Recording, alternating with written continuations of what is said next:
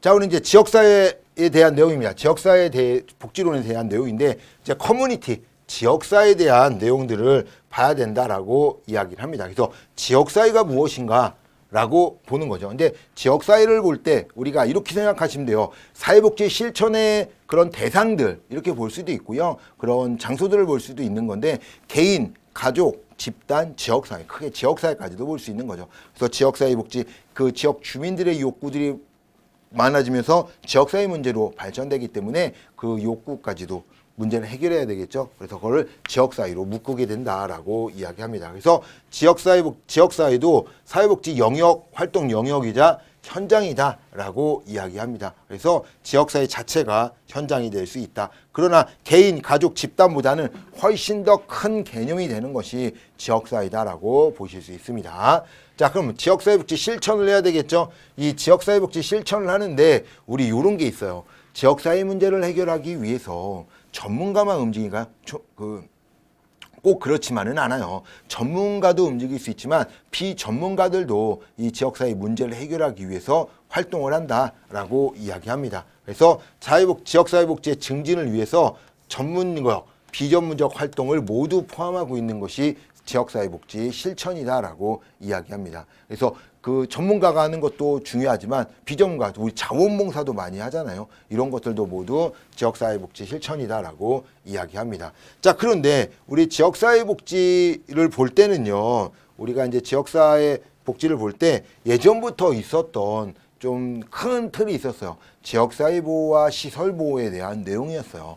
그래서 지역사회보호라고 하는 커뮤니티 케어라고 하거든요. 이게 탈시설화를 통해서 나타나는 복지였다. 왜 그러면 시설보호라고 얘기하는 것은 시설 안에서 그 안에서 서비스를 모두 받게 되는 거죠. 그래서 그 원하는 서비스, 전문적인 서비스 이런 걸 받았었는데 예전에 이제 향정신성 의약품이 개발되고 탈시설화가 이루어지면서 지역사회로 나오게 되었다. 이게 이제 뭐랑 비슷해요? 기억이 나야 돼요. 사례관리랑 비슷하잖아요. 사례관리가 이제 움직이면서 그런 탈시설화가 되고 지역사회에서 서비스를 받다 보니 사례관리가 만들어졌다라고 얘기했던 것처럼 지역사회보호가 위주가 움직이는 거죠. 그래서 시설보호 위주 서비스에서 탈피한 거예요. 왜 그러냐면 시설보호에서 나타날 수 있는 문제점들이 있어요. 그 시설병이라든지 또는 그런 폐쇄성이에요. 폐쇄성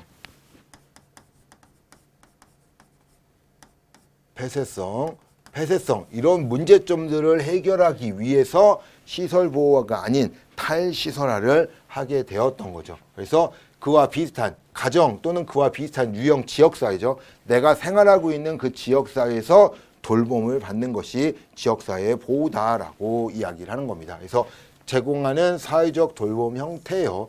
뭘로 이루어지냐면 탈시설화로 인해서 그 시설보호의 단점인 시설병과 폐쇄성을 위해서 탈시설화가 일어났고 그 탈시설화가 가정 또는 가정과 유사한 지역 또는 지역사회에서 서비스를 주는 것이 이 지역사회 보호다라고 이야기를 합니다.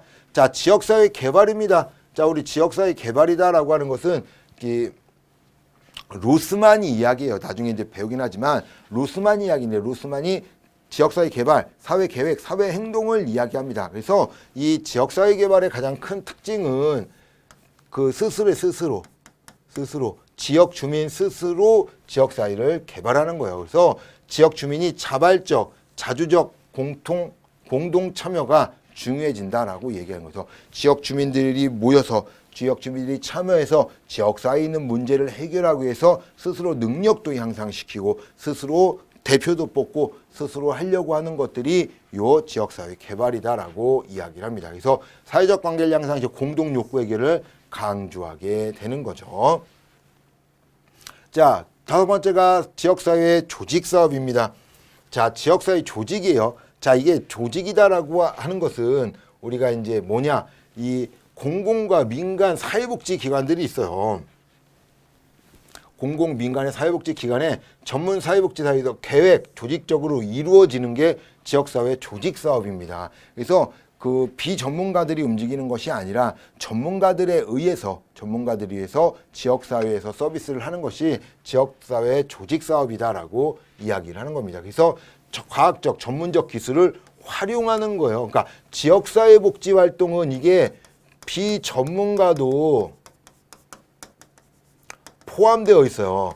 비전문가도 포함되어 있는데 지역사회 조직사업은요, 전문가들로만 이루어져 있는, 그리고 이루어져 있고 그것으로 지역사회 문제를 해결하려고 하는 것이 이 지역사회 조직사업입니다. 그래서 지역사회 보호랑 지역사회 복지랑 좀 지역사회 복지 활동하고 지역사회 조직사업하고 좀 차이점이 있다고 하면 비전문가의 차이예요. 비전문가가 포함되면 지역사회 복지 활동이고요. 비전문가가 포함되지 않으면 지역사회 조직사업이다라고 생각을 하시면 됩니다. 그래서 전문적 과학적 기술들을 사용하게 되는 거죠. 자, 그러면 지역사회를 구분해야 됩니다. 자, 지역사회를 구분한다.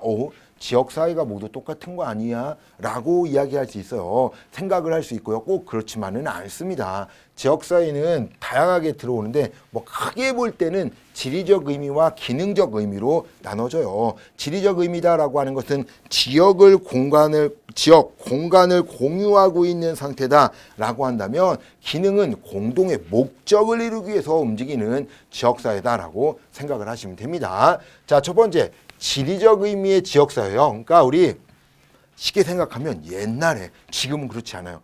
지금도 있을 수도 있어요. 저기 예를 들어서 시골 이런 데 가면 집창촌이라고 해야 되나요?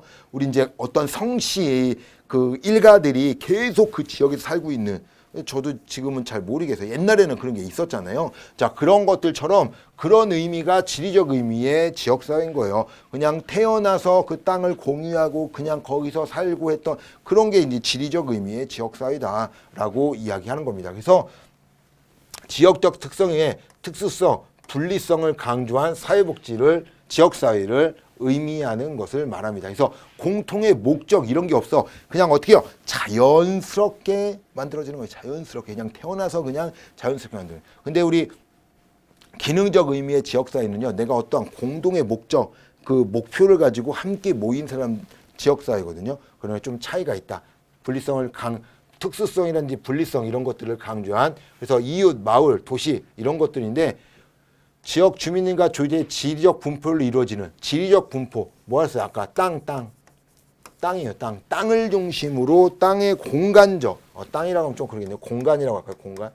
공간을 중심으로 이루어진다라고 이야기를 하는 겁니다. 그래서 모든 지리적 분포에 대한 내용들, 이것이 지리적 의미의 지역사회예요. 태어났더니 그 지역에서 살면서 친해지고 한 지역에 살고 이런 것들이 지리적 의미의 지역사회입니다. 그래서 인위적이지 않고 자연스럽게 발생한 지역사회가 이 지리적 의미의 지역사회다라고 이야기합니다. 그래서 지리적 분포, 땅 공간에서 이루어지는 활동 영역이다라고 이야기하는 거예요. 그래서 모든 지역사회는 사회지만 이 지역사회를 이렇게 묶으면 하나의 사회가 되는데, 이 하나의 사회는 자른다고 해서 모든 지역사회가 되지 않는다라고 이야기하는 거예요. 이게 지역사회, 모든 지역사회는 사회인데 모든 사회가 지역사회는 아니다. 왜 그러냐면 그 만들어지는 영역들이 다르기 때문에 그렇게 됩니다. 자, 사회적 동질성을 띤 지역사회입니다. 사회적 동질성. 다른 지역과 구별될 수 있는 사회적 특성을 지닌 거예요. 사회적 특성. 사회적 특성, 사회적 동질성이죠. 사회적으로 비슷한 사람들끼리 모여서 사는 것이 이제 사회적 동질성을 띈 지역사회입니다. 그래서 독립적인 지역이에요. 그래서 지역 주민들의 합의성, 일체감, 공동 양식, 관심사, 가치, 노력 이런 것들이 강조되는 지역사회가 사회적 동질성을 띈 지역사회다라고 이야기합니다. 지리적 의미는 그냥 아무 이유 없이 그냥 살고 있는 게 지리적 의미의 지역사회예요. 공간을 공유하면서. 그러면 사회적 동질성이면 그 지역의 특성들이 있는 거예요. 우리 이제 거기에 예를 들어서 뭐 대기업이 있다던가 뭐 그런 것들에 의해서 움직이는 거예요. 그런 것들이 이 사회적 동질성이다라고 이야기하는 겁니다. 그래서 공동 노력 뭐 이렇게 들어간다. 자, 그러면 지리적, 사회적 동질성을 강조한 지역사회인데 요 1번 첫 번째와 두 번째 거를 합쳐놓은 게 세 번째예요. 지리적, 사회적 동질성을 띤 강조하는 지역사회. 자, 지리적 특성이 있겠죠. 지리적 특성. 그래서 지역 내 거주하는 사람들의 상호작용에 있어서 동질성을 고려하는 것입니다. 그러니까 우리가 쉽게 생각하면 이렇게 할까요? 농촌에 살고 있어. 농촌이라고 하는 것은 어촌이라고 할까요? 어촌에 살고 있어. 그래서 그냥 어촌에 살고 있어. 이거는 그냥 뭐라고 하는 거예요? 지리적 의미의 지역사회입니다. 근데 거기 봤더니 이 어촌에 살면서 뭐냐? 다 어부야. 다 어부. 자, 이게 바로 어부인데 한 사람에 다 몰려 있는 건 아니고 그냥 가까이 배를 타고 이제 움직이는 거죠. 자, 이게 바로 사회적 동질성인 거예요. 사회적 동질성. 그래서 이걸 합친 것이 어촌에 살면서 농사를 짓고 있는 이런 사람들이 모이는 것이 지리적, 사회적 동질성을 강조한 지역사회다라고 이야기합니다. 그래서 상호작용을 하는 거예요. 그 사람들 안에서 어촌에 있는 그 어부들끼리 상호작용하고 같이 움직일 수 있는 겁니다. 자, 그러면 기능적 의미가 있습니다. 자, 기능적 의미는 이제 아까 처음에 봤던 지리적 의미가 있었죠. 지리적 의미의 지역사회와 이 기능적 의미의 지역사회. 이게 이제 구분이 되는 건데, 기능적이라고 하는 건 공통의 목적이에요. 공동의 목적입니다. 목적을 이루기 위해서 사람들이 모이는 곳이 이 기능적 의미의 지역사회다라고 이야기합니다. 그래서 공동의 관심, 이해관계에 의해서 형성되는 거예요. 지리적 의미는 가만히 있어서 이제 움직였던 거고, 뭐 사회적 동질성이라고 할까요? 그냥 어촌에서 태어났어. 그러다 보니까 어부가 됐네. 이런 게 이제 이 기능적 또는 이제 사회적 동질성에 대한 것이다라고 한다면, 기능적 의미는요, 그런 게 아니에요. 내가 인위적으로 필요한 것들, 내가 인위적으로 내가 서울에 사람이 많은 이유, 경기도에 사람이 많은 이유, 이유가 없죠. 하나밖에 없어요. 직업입니다. 직업을 통해서 위로 올라오는 거예요. 위로 올라오는. 이게 바로 기능적 의미의 지역사회다라고 이야기합니다. 그래서 사회문화적 동질성을 기반으로 한 멤버십 공동체입니다. 멤버십 공동체. 그래서 이념, 사회 계층, 직업 유형 등 중심으로 이루어지게 되는 거죠. 그리고 요새는 가상 공동체도 기능적 공동체에 포함되고 있어요. 가상 공동체다라고 하면 그냥 더 쉽게 하면 깨똑 그 단톡방 있죠. 이런 것들도 그냥 들어간다라고 보시면 돼요. 이런 내용들이 가상 공동체로 기능적 의미, 어떤 일을 하기 위해서 목적을 가지고 그 집단에 들어온 거잖아요. 자, 그런 것들처럼 같이 움직이는 거라 가상 공동체도 기능적 의미의 지역사회입니다. 그래서 지리적 의미의 지역사회, 기능적 의미의 지역사회를 잘 아셔야 되는데, 지리적 의미는 그냥 내가 태어나고 공간을 활용하는 아무 생각 없이 움직인다라고 하는 거예요. 그런데 기능적 의미의 지역사회는 내가 인위적으로 여기 와서 사는 거죠. 여기 와서 무엇을 하고 그 지역 사람들끼리 목적이 있고 그렇게 움직이는 것이 기능적 의미의 지역사회다라고 생각하시면 됩니다. 자, 갈등의 장으로서의 지역사회에 존재하는 갈등 현상에 주목하게 됩니다. 그럼 갈등이 왜 생기냐? 분배요, 분배. 갈등이 생기는 이유는 단 하나입니다. 분배가 잘못됐기 때문에요. 우리 이제 사회주의처럼 공동 생산, 공동 배분하면 문제가 생기지 않아요. 근데 불평등한 분배 강등에서 갈등이 생기는 로 인해 지역사회의 변동이 초래된다라고 보는 것이 갈등의 장으로서의 지역사회인데, 가장 중요한 지리적 의미와 기능적 의미의 지역사회를 좀 잘 기억을 하셔야 됩니다. 자, 그러면 지역사회의 특성이 있습니다. 지역사회의 특성. 자, 지역사회의 특성인데 첫 번째 지리적 경계예요. 지리적인 상계를 가지고 다른 데와 분리되어 있는 거예요. 자, 여기는 경상도, 여기는 전라도, 여기는 충청도, 강원도, 경기도, 서울 이렇게 이제 나오는 거죠. 자, 그런 것들이 지리적 경계다라고 이야기하는 거예요. 그래서 물리적인 지리성과 지리적인 경계를 가지며 다른 지역과 분리성과 특수성으로 나타나는 것이 지리적 경계입니다. 서울만 보더라도 종로구, 동대문구, 용산구 이렇게 구분하는 거잖아요. 이런 것들이 이 지리적 경계다. 자, 그리고 지역사회는 지리적 경계로 이루어지게 되고요. 또 사회 문화적 동질성으로도 이루어지게 됩니다. 그럼 문화들이 같은 것들로 이제 이루어지게 된다라고 얘기하는데요. 기능적인 측면에서 사회 문화적 동질성, 합의성, 자조성 또는 다른 집단과 상호작용을 강조하는 지역사회가 사회문화적 동질성에 의한 지역사회다라고 이야기합니다. 지역사회는 지리적 경계로도 지역사회가 이루어지게 되고요. 아니면 그 지역 뭐 이럴까요?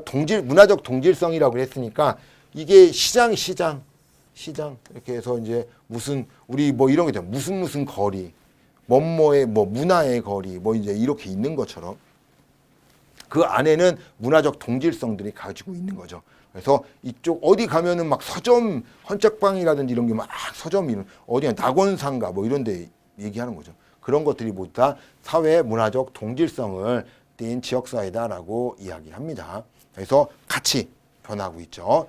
자, 그리고 지역사회는 다변화가 되고 있어요. 변하고 있어요. 예전에는 막 같이 이렇게 움직이기도 했지만 이제는 어때요? 지역사회가 많이 무너졌죠. 그래서 이제 온라인상으로도 많이 움직이는 거죠. 시장을 가야 되는데 이제 시장이 인터넷상에 있고 이렇게 되잖아요. 자, 이런 것처럼 정보화 시대의 흐름에 따라 새로운 형태로 지역사회가 다변화되고 있다라고 이야기합니다. 자, 그리고 이 공동체 의식 및 정서적 유대예요. 야, 이제는 예전과 같이 지역사회가 그렇진 않은 거죠. 예전과 같이 움직이는데 지역 주민의 공동의 관심사와 이해관계를 통해서 상위 합의와 일체감을 가지게 되고요. 강한 정서적 유대를 보이게 됩니다. 왜 그런 줄 아세요? 예전 같지 않다고 그랬던 게 뭐였냐면 예전에는 지리적 의미의 지역사회로 자연스럽게 사람들끼리 이렇게 이웃사촌처럼 이렇게 움직였는데 지금은 그게 아니고요. 기능적 의미의 지역사회입니다. 그래서 공통의 목적을 가지고 사람들이 모였기 때문에 공통의 관심사를 가지고 모였기 때문에 상호 합의하고 일체감을 가지고 강한 정서적 유대를 강하게 되는 거죠. 그래서 예전에는 자연스럽게 움직였다라고 하면은 최근에는 그렇지 않고요. 공동의 목적을 이루기 위해서 움직이게 된다라고 이야기합니다. 자, 정치적 실체가 있어요. 지방자치, 왜냐하면 지방분권화가 됐잖아요. 지방분권화가 되다 보니까 개인과 국가를 연결하는 중재자적 양상을 보이는 것이 지역사회의 특성이다라고 이야기를 합니다. 자, 그러면 지역사회에 공통 요소가 있어요. 지역사회 공통. 예전에 이제 힐러리가 이제 이야기, 여기서 이제 학자들 나오잖아요. 워렌이라든지 막 나와요. 진짜 예전에는 10년 전 시험만 보더라도 막 학자 진짜 많이 나왔었거든요. 근데 요새는 이제 학자 이름들이 많이 없어서 뭐 로스라는 학자도 있어요. 로스라는 학자가 기능적 의미와 지리적 의미를 구분했던 학자가 로스예요. 그러면 또 비슷한 사람 누구 있어요? 지역사회 개발, 사회계획, 사회행동을 얘기했던 로스만이라는 학자가 있어요. 또 막 이런 것들을 막 바꿔서 이름 내고 막 이랬었단 말이에요.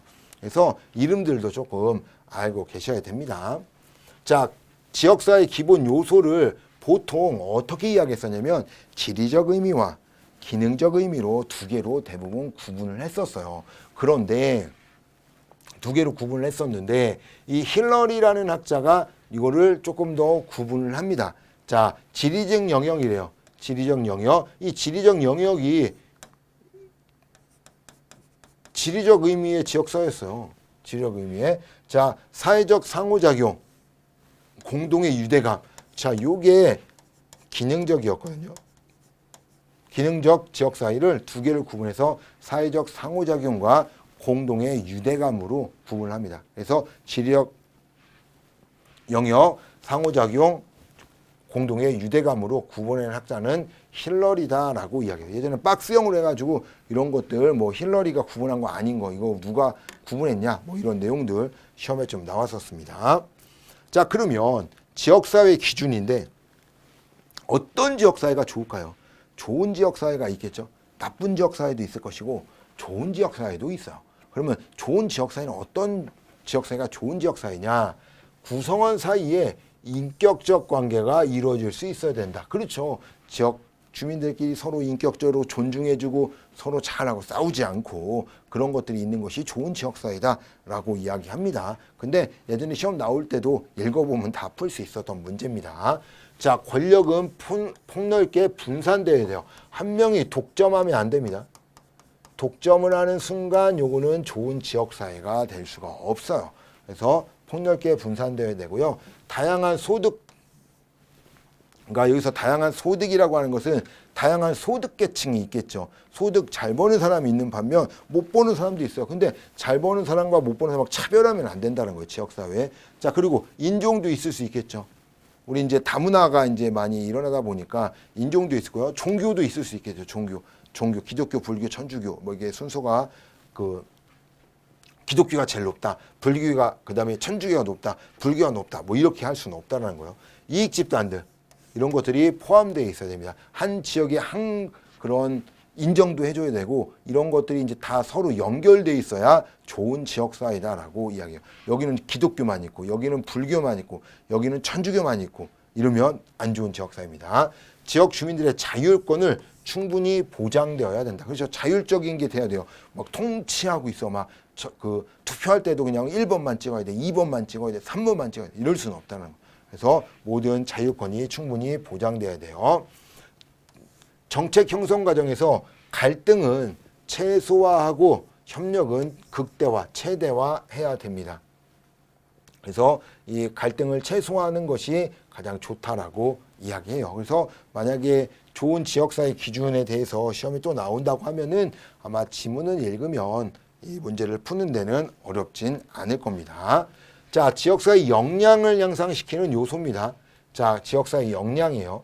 자, 지역사회 역량이라고 하는 것은 지역사회를 구분하는 다양한 부분들이 지역사회 문제, 욕구를 파악하는 데 효과적으로 협력하며 상호 합의된 목표를 수행하기 위해 필요한 행동을 취할 수 있는 능력을 말한다. 아우, 너무 어렵네요. 지역사회 역량이라고 하는 것은 스스로 지역사회에 생긴 문제를 해결할 수 있는 능력이다. 이렇게만 생각하셔도 됩니다. 그래서 필요한 행동을 취할 수 있는 능력이잖아요. 지역사회에 문제가 생겼, 이 내용이 틀렸다는 내용이 아니라 지역사회에 문제가 생겼어. 그러면 어떻게 한다고요? 지역사회 스스로 그 문제를 해결할 수 있는 능력이 지역사회의 역량이다라고요. 그래서 역량이 높을수록 스스로 자립이 가능하다. 그래서 이 서울시 같은 경우 예산들이 많잖아요. 세금이 많이 거치다 보니까 그럴 때는 서울은 지역사회 역량이 높다라고 이렇게 할 수 있는 거죠. 자, 지역사회 역량을 향상시키는 요소입니다. 자, 다양성을 존중해 줘야 돼요. 야, 너는 왜 정치적으로, 너는 왜 종교적으로 이렇게 이제 하면 안 된다는 거야. 내가 정치가 어쨌든 어떻게 해줘라, 존중해줘라. 구성원들의 자율성을 유지시켜야 되겠죠. 자율적으로 무언가를 해서 투표도 종교를 선택하는 것도 정치를 선결하는 것도 모든 것들을 구성원들의 자율성을 존중해줘야 됩니다. 사회적 가치를 공유해야 돼요. 한 사람이 다 갖고 가면 안 됩니다. 다 갖고 가지 않고 이런 것들을 공유함으로써 그 내용들을 변화시킬 수 있도록 해야 되겠죠. 자, 공동선의 추구와 조정. 자, 우리 같이 움직여야 된다는 거예요. 같이. 왜냐면 이 역량을 강화시키는데 누구는 하고 누구는 안 하면 달라질 수밖에 없겠죠. 그래서 그걸 하기 싫어서 안 하고 우리 지역사회는 내 문제 아니야 이렇게 하면 안 되니까 사람들이 할 수 있도록 공동선을 추구하고 조정해야 됩니다. 공동의 이익을 극대화시켜야 돼요. 그래서 참여하고 할 때 나도 이익이 생길 수 있다는 것을 알 때 지역사회 문제에 더 적극적으로 참여하겠죠. 그래서 지역사회의 역량을 향상시킬 수 있는 겁니다. 자, 그러면 그 조건이 있어. 향상시키는 조건인데 지역 주민은 지역사회에 헌신해야 돼요. 지역사회에 헌신하고 지역사회 문제를 해결할 수 있도록 움직여야 하는 거죠. 주민자치위원, 지역사회 읍면동 지역사회 보장협의체위원 이런 거 하면서 막 지역사회 문제를 해결하려고 해야 되겠죠. 지역사회 다양한 집단들은 자신의 가치와 이익에 대해 자각하고 있어야 됩니다. 그래야지만 내 가치가 무엇이고 우리의 이익이 이런 거다. 맞으면 할 수 있는 거죠. 그 가치가 맞고 이러면 할 수 있는 것처럼 가치와 이익을 이해하고 있어야 돼요. 자, 구성원들 간의 효과적인 의사소통이 이루어져야 됩니다. 한쪽으로 이제 의사소통이라고 하는 것은 주고받는 거잖아요. 주고받아서 이렇게 움직여야 되는데 한쪽에서 모든 것을 가지고 움직일 수는 없다라고 이야기해요. 그래서 쉽게 얘기하면 권력을 한쪽에서 잡을 수는 없다라는 겁니다. 자, 지역사회 구성원들은 목표를 확인하고 목표 달성을 위한 활동에 참여해야 됩니다. 그래야 역량이 향상될 수 있겠죠. 그래서 모든 지역 주민들이 그리고 제일 중요한 것은 수입니다. 수. 얼마나 많은 지역 주민들이 참여하느냐, 참여해서 할 수 있느냐 이게 더 중요하게 나타나게 되는 거죠. 자, 지역사회 내 여러 집단들 간에 발생하는 갈등을 처리하는 절차가 있어야 돼요. 갈등을 최소화해야 되는데 갈등이 생겼어. 그러면 그 문제 해결할 수 있는 방안들이 있어야 되겠죠. 그냥 놔두고 그냥 골묵 이렇게 하는 게 아니라 할 수 있는 것들을 놓음으로써 절차를 통해서 문제를 해결할 수 있어야 됩니다. 지역사회는 적절한 수준의 자율성을 유지하면서 외부 사회의 관계를 처리할 수 있는 능력을 갖춰야 됩니다. 자, 왜 그러냐라고 하면은 지역사회가 좋은 지역사회다라고 역량들이 강하다라고 하면 그 지역사회가 스스로 모든 것들을 할 수 있어야 돼요. 그래서 그 지역사회에서는 수준, 자율성을 유지한다. 그러니까 다른 지역사회에 기대지 않는다고 할까요? 그 도움을 받지 않고 스스로 살아남을 수 있는 지역사회가 돼야 되거든요. 자, 그런 것들에서 외부와의 관계를 처리할 수 있는 능력이 있어야 되는 거죠. 왜 그러냐면 다른 지역사회의 도움을 받다 보면 우리가 이제 이런 곳에 하는 내용들, 이런 거부를 못 하잖아요. 그러면 이제 지역사회 문제가 생기는 거죠. 그래서 적절한 수준의 자율성 유지하면서 관계를 처리할 수 있는 능력이 있어야 좋은 지역사회, 사회적 역량을 향상시킬 수 있다라고 이야기합니다. 자, 우리 더넴입니다. 지역사회를 네 가지로 구분을 했어요. 자, 네 가지로 구분합니다. 그래서 첫 번째가 인구의 크기예요. 크기. 얼마나 인구가 많냐? 자, 인구가 많냐? 적냐로 구분합니다. 많으면 대도시, 적으면 소도시, 뭐 중소도시 이렇게 구분하는 것이 이 인구의 크기다라고 이야기합니다. 그래서 기본적 유형으로 인구 크기에 따라 지역사회를 구분합니다. 대도시와 중소도시 이렇게 구분하시면 돼요. 자, 인구의 특성이에요. 사회적 특수성인데 인구의 특성, 그 지역사회에 살고 있는 인구, 사람들의 특성을 의미한다 라고 이야기합니다. 봤더니 구성원의 대부분 경제적, 인종적 특성에 따라 지역사회를 구분하는 거죠. 그래서 인구의 특성이니까 어떤 상황이냐. 우리 이럴까요? 어느 지역 갔더니 외국인이 많이 살고 있고 어느 지역 갔더니 쪽방촌이 많고 뭐 이렇게 구분하는 것들이 인구 구성의 특성이에요. 인구 구성의 특성, 사회적 특수성으로 인구가 크면은 인구의 크기로 이제 대도시, 중소시도 한 것처럼 인구의 구성이 뭐 많다. 뭐 이럴까요? 독일인 마을, 뭐 아니면 인천의 차이나타운 이런 것들이 인종적 특성에 따라 그래서 사회 구성에 대한 특성으로 볼 수가 있습니다. 자, 세 번째가 행정구역입니다. 자, 아까 좀 전에 인구 구성이 있었죠. 인구의 크기. 그래서 인구가 크면 대도시다. 인구가 작으면 중소도시다. 이렇게 얘기했어요. 그러면 방금 행정구역은 말 그대로 행정구역은 사람의 수에 따라 행정구역이 변하긴 하지만 수와 크기하고는 상관이 없다. 인구의 크기보다는 행정구역이요. 쉽게 얘기하면 대도시, 중도도시에 나오면은 뭐라고요? 인구의 크기인데 서울특별시, 광역시, 특별시, 광역시, 뭐 시도, 시군구, 읍면동 이렇게 나오면은 행정구역에 대한 내용이다라고 이야기를 하는 겁니다. 그래서 행정상에 필요한 지역사회를 구분하는 것으로 크기를 중심으로 구분을 하지만 크기로 보면 안 돼요. 왜 그러면 행정구역을 크기로 보면은 인구의 크기가 따로 있잖아요. 인구의 크기가 따로 있기 때문에 헷갈릴 수 있어요. 그래서 인구의 크기는 대도시, 중소도시에 대한 내용이다라고 얘기한다면 방금 이야기한 것처럼 행정구역은 뭘로 본다? 행정상의 구역으로 본다. 그래서 시도, 시군구, 읍면동 이렇게 나오는 것이 이 행정구역에 대한 내용이다. 그래서 인구 크기에 비례하는 것은 아니에요. 그래서 인구 크기는 신경 쓰지 말고 지역사회 안에 행정기관으로 구분한다. 이렇게 생각을 하셔야 됩니다. 자, 산업구조 및 경제적 기반입니다. 이 산업구조, 경제적 기반, 어떻게 경제가 이루어지고 있는가를 보는 거예요. 우리 지역사회가 무엇으로 돈을 버는가 여기에 초점을 두고 있다라고 이야기를 하는 거죠. 그러면 우리가 뭐가 있을까요? 우리 저쪽 가면 농촌이 있고 어촌이 있고 산촌이 있고 도시가 있고 서비스직 하는 도시가 있고 이렇게 이제 구분하는 것이 요 산업구조 경제적 기반이다. 자, 경제적 특성은 물론 사회 문화적 특성을 파악하여 인력적 조사에 흔히 사용되는 구분이에요. 그래서 경제적 특성이 경제적 특성. 경제적 기반이라고 하는 것은 무엇으로 돈을 버는가. 그 한 명, 두 명 이게 아니라 그 지역 주민들의 대다수가 뭘로 돈을 버냐. 농사로 돈을 벌더라. 농촌이다. 바다에 가서 어촌이다. 산에 가서 산촌이다. 이렇게 되는 거예요. 그런 것들이 나타나는 것이다. 그래서 더냄은 인구 크기, 경제적 기반, 뭐 이제 이런 해가지고 네 가지로 지역 사회를 구분했다라고 말씀을 드립니다. 자, 그리고 이제 기능이 있어요. 기능, 비교 척도입니다. 기능을 어떻게 기능을 하냐, 이 비교 척도인데, 자, 길버트 스펙스는 이제 5가지로 구분합니다. 생산, 소비, 분배. 저는 소생분이라고 하는데, 소생분, 생산하고 분배하고 소비하는 뭐요? 경제. 생산해서 물건을 파는 경제적 기반에 초점을 두고 있는 거다라고 이야기하죠. 그래서 일상생활 필요한 물자, 서비스를 생산하고 소비하는 과정에서 1차적 분배 기능으로 경제제도와 연관이 있습니다. 그래서 소비, 생산, 분배, 소비는 경제제도다. 이렇게 연결시켜 놓고 계셔야 돼요.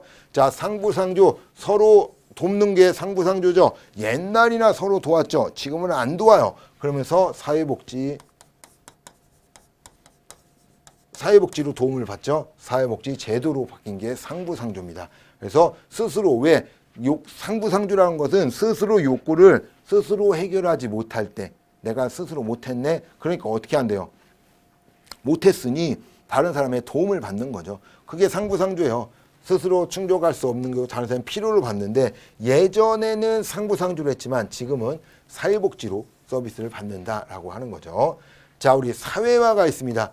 자, 우리 사회화다라고 얘기하는 것은 우리가 쉽게 되면 처음 만나는 사회, 사람이 태어납니다. 응애 태어났어. 처음 만나는 사회가 뭐예요?